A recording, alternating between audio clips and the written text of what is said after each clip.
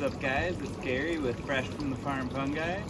So a couple weeks ago we got this beautiful mushroom fountain and we thought that it was missing something, so I ended up getting this duckweed plant which is supposed to reproduce by budding.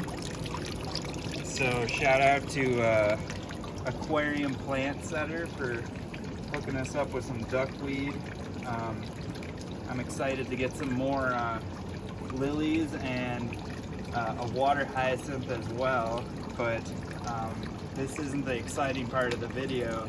So we just got back from the farmer's market and it rained a lot last night, and we are super stoked that one of our sunflowers, this beautiful red flower from Tyler and Danielle, so shout out to you guys at Off-Grid Apothecary. But in addition to this awesome red sunflower, we've got some cool King Stropharia starting to pin. So our second flush is coming in and it looks gorgeous. So you can see we got some of these little pins here with the cool polka dots. There's another one right there. And then right next to it is another flush of some oyster mushrooms. So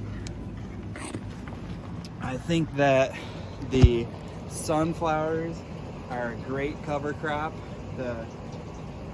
It overtook the corn, so that's kind of sad, but look at all the life that these sunflowers are bringing. And we've got two very different mushrooms growing side by side in the cover of these sunflowers here in Colorado. And this is a south-facing bed, so I had my doubts that the sun would be too much, but it seems that with the right plants you can plant some mushrooms in your garden.